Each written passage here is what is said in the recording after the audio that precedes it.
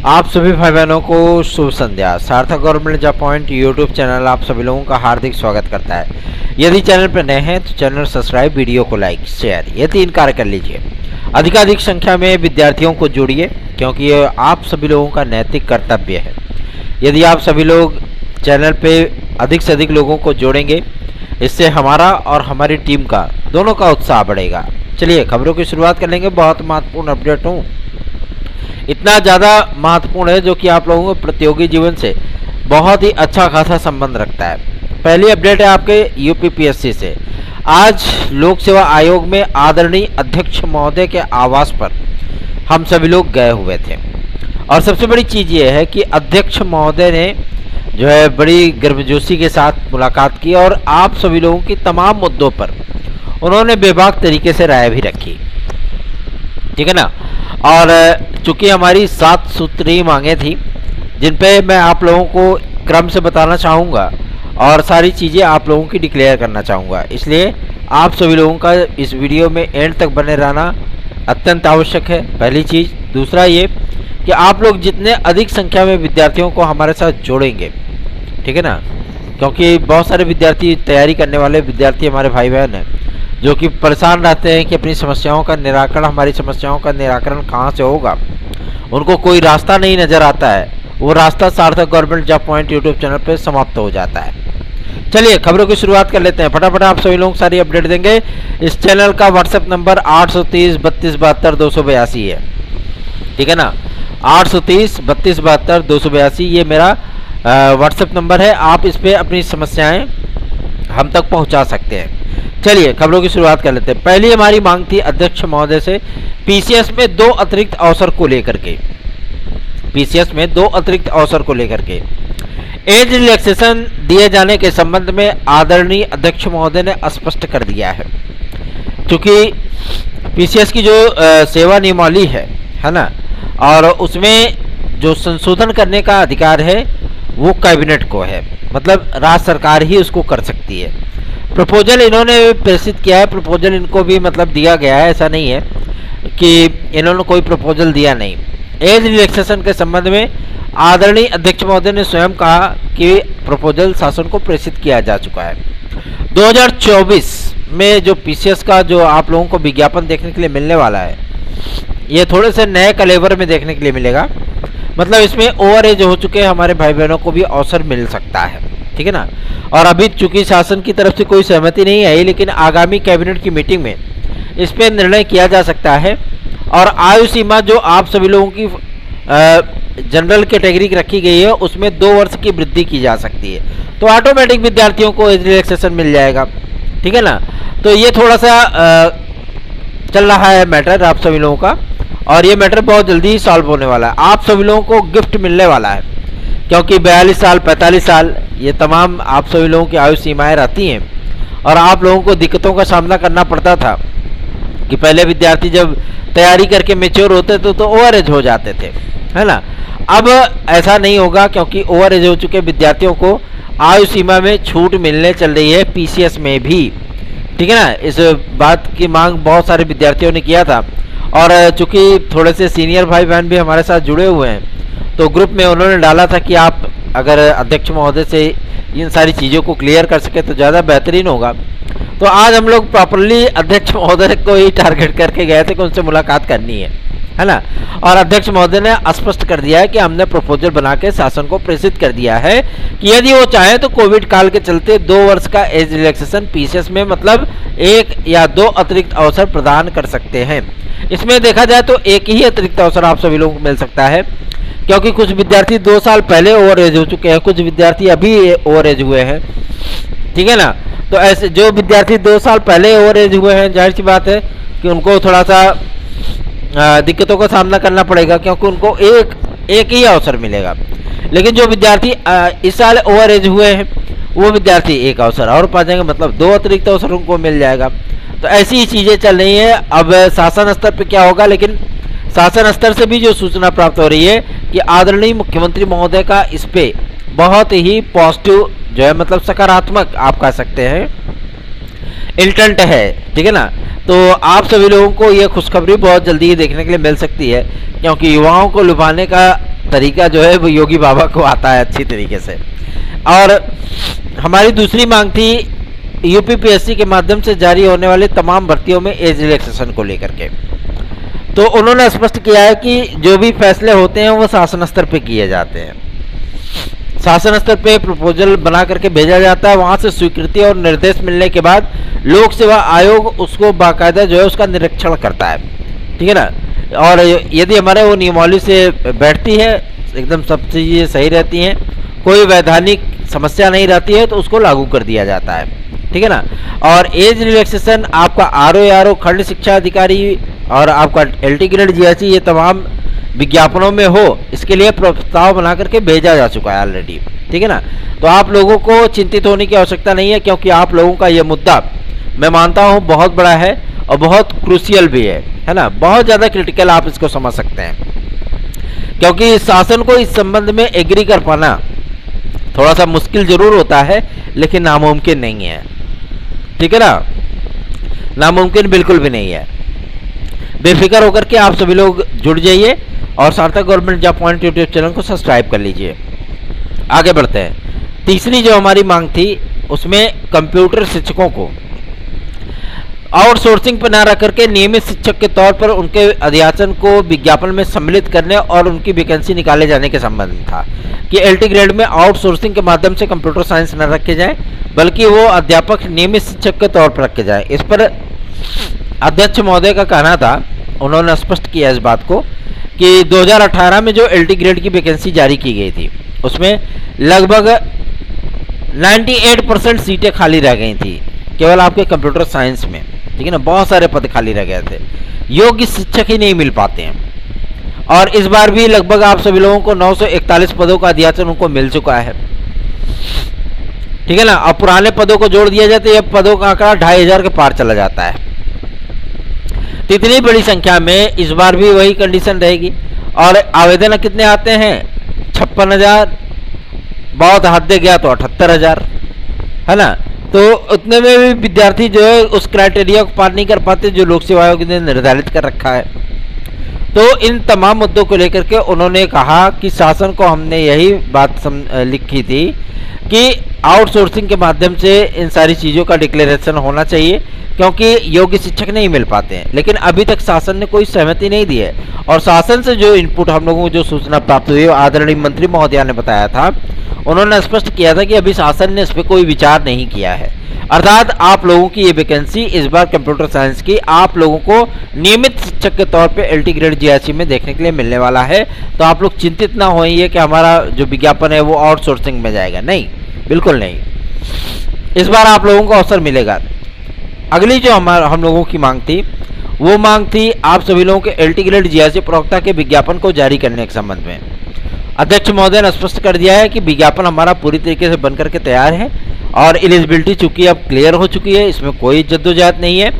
और उस एलिजिबिलिटी में बहुत सारी खामियां भी हैं, ठीक है ना, बहुत सारी खामियां हैं आपके टीजीटी और एलटी की नियमावली को लेकर के, ठीक है ना। चूंकि इस बार आप सभी लोगों का यह विज्ञापन आपका लोक सेवा आयोग जारी करेगा, इसलिए ये एलटी की नियमावली पे होगा। इस नियमावली में किसी प्रकार का कोई संशोधन नहीं हुआ है, ठीक है ना। मतलब नॉन बीएड वाले जो स्टूडेंट हैं शायद उनको इस बार अवसर न मिल पाए एलटी ग्रेड में, ठीक है। और चूंकि ये जब मुद्दा सामने आया तो हमने अध्यक्ष महोदय से एक रिक्वेस्ट भी किया कि सर नॉन बीएड वाले स्टूडेंट जो 2018 में सिलेक्ट हुए थे अभी तक उनकी नियुक्तियां नहीं हो पाई हैं, है ना। तो उन्होंने मुस्कुराते हुए कहा कि चूंकि एलटी और टीजीटी की नियमावली को अब ये वैकेंसी तो हम कराने चल रहे हैं और ये वैकेंसी फाइनल होने के बाद भविष्य में जो नए शिक्षा सेवा चयन आयोग के माध्यम से जो आपकी वैकेंसी आएगी वो टीजीटी की नियमावली पे आएगी। अर्थात अर्थशास्त्र की सहायता प्राप्त विद्यालयों के माध्यम से जो चीज़ें क्लियर होनी है वही होंगी, ठीक है ना। लेकिन इस बार राजकीय से है तो शासन स्तर पे इन सारी चीज़ों को लेकर के कोई भी विवाद की स्थितियाँ ना उत्पन्न हो, इसके लिए पत्र लिखा जा चुका है। तो जो आपका अहर्ता की जो लिस्ट आई है, जो पत्र जारी हुआ है, जो निर्देश आए हैं, उनकी समीक्षा की जा रही है। समीक्षा हो जाने के उपरांत और इन विद्यार्थियों का जो प्रतीक्षा सूची में आए हैं इन विद्यार्थियों की प्रतीक्षा सूची को फाइनल करने के बाद, मतलब इनकी काउंसलिंग करने के बाद, इनको नियुक्ति पत्र देने के बाद आप लोगों का विज्ञापन जारी कर दिया जाएगा। इसके पहले एलटी ग्रेड के आपके जो वेटिंग लिस्ट आई है, साथ ही साथ जीआईसी प्रवक्ता के भी लगभग 6 विषयों का, जिसमें हिंदी है, संस्कृत है, अंग्रेजी है, इतिहास है, गणित है, ठीक है ना।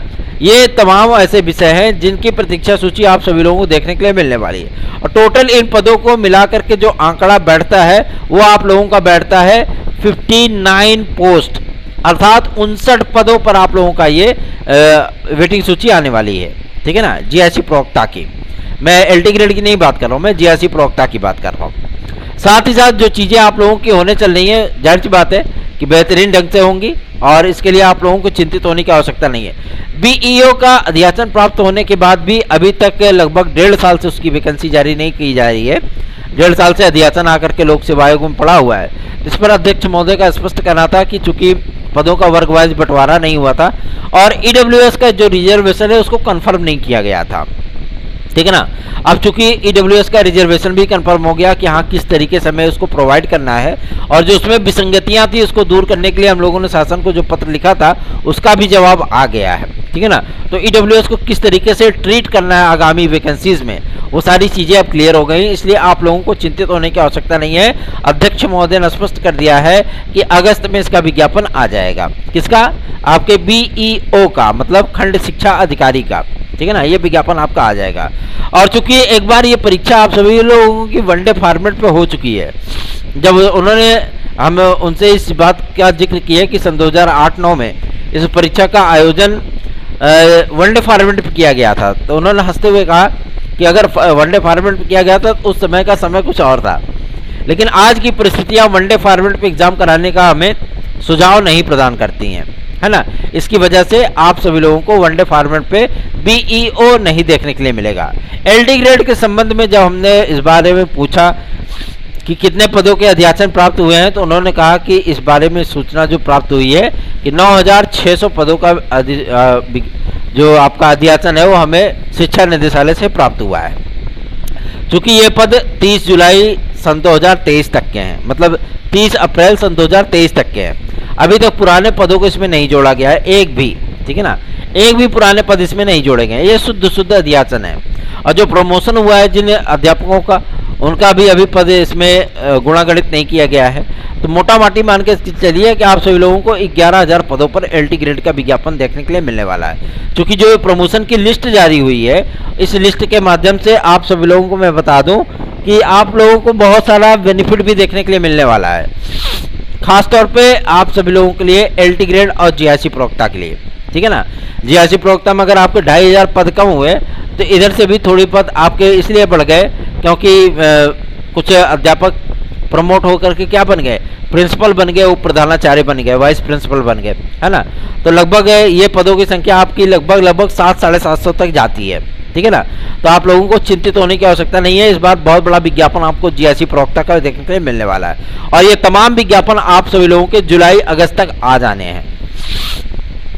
आरओ के संबंध में जब हम लोगों ने पूछा उनसे, तो उन्होंने इस बात को स्पष्ट कर दिया कि आरओ का विज्ञापन हमारा तैयार भी हो चुका है और एनआईसी को प्रेषित भी किया जा चुका है। क्योंकि वेबसाइट में कई सारी खामियां आ जाती हैं, विद्यार्थियों को आवेदन करने में दिक्कतों का सामना करना पड़ता है। इसके संबंध में भी एनआईसी के अधिकारियों के साथ मीटिंग की गई थी और उनसे उचित दिशा निर्देश प्राप्त किए गए हैं कि किसी प्रकार का विद्यार्थियों को समस्या ना होने पाए और आप सभी लोगों के जो है विज्ञापन को जारी करने के बाद आवेदन आदि करने में, ठीक है ना।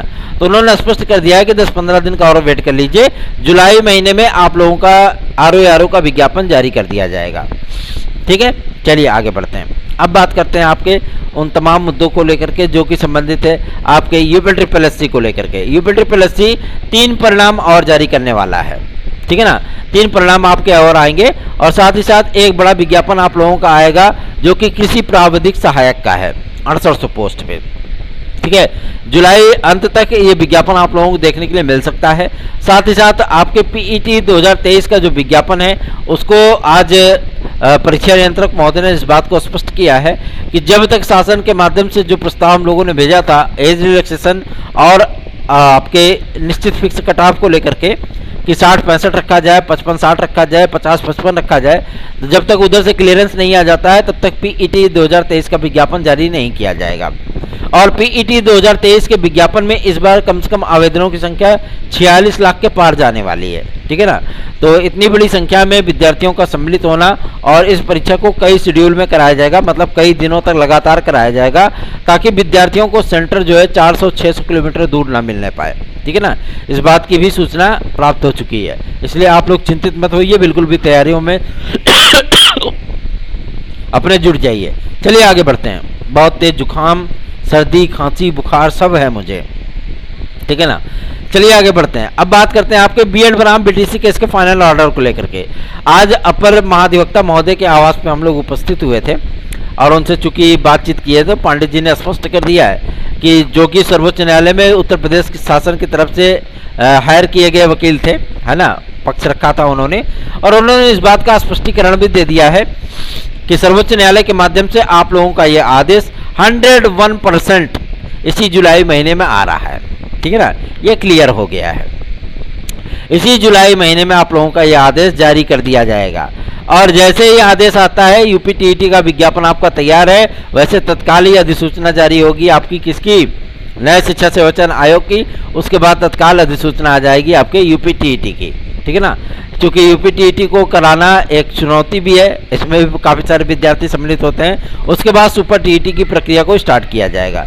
निश्चिंत होकर के आप सभी लोग अपनी तैयारियों को पे ध्यान दीजिए, फोकस करिए। आगे बढ़ते हैं। अब बात करते हैं आप सभी लोगों के इस महत्वपूर्ण मुद्दे को लेकर के, जो कि संबंधित है आपके टीजीटी पीजीटी की प्रतीक्षा सूची को लेकर के। मैं अपने भाई बहनों से रिक्वेस्ट करना चाहता हूं, जो भाई बहन हमारे साथ जुड़ना चाहते हैं हमारी याचिका से, तत्काल जुड़ जाएं, उनका कल्याण हो सकता है।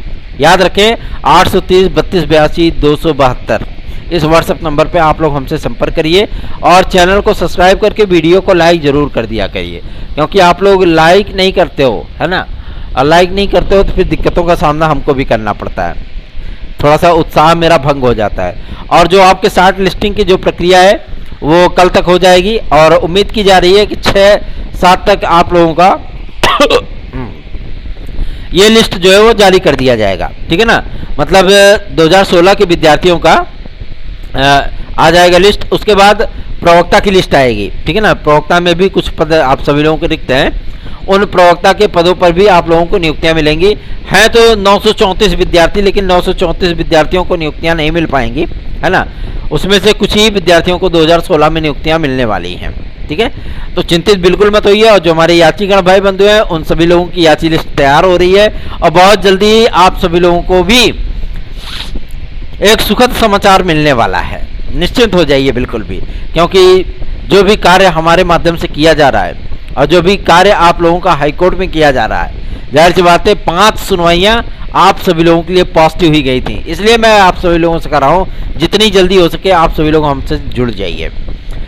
12,460 प्राथमिक शिक्षक भर्ती और 72,825, ठीक है ना, 72,825 शिक्षकों की इस भर्ती को लेकर के शासन स्तर से पॉजिटिव इंटेंट मिलना शुरू हो चुका है, और मंथन कार्य जारी है। जो आप लोगों के पुराने मामले हैं, चूंकि सर्वोच्च न्यायालय का भी आदेश आया था, तो प्राथमिक शिक्षक भर्ती के पहले चूंकि बीएड केस का वेट किया जा रहा है कि ये ऑर्डर आ जाए, तो आप लोगों की हाईकोर्ट में याचिका हो जाएगी।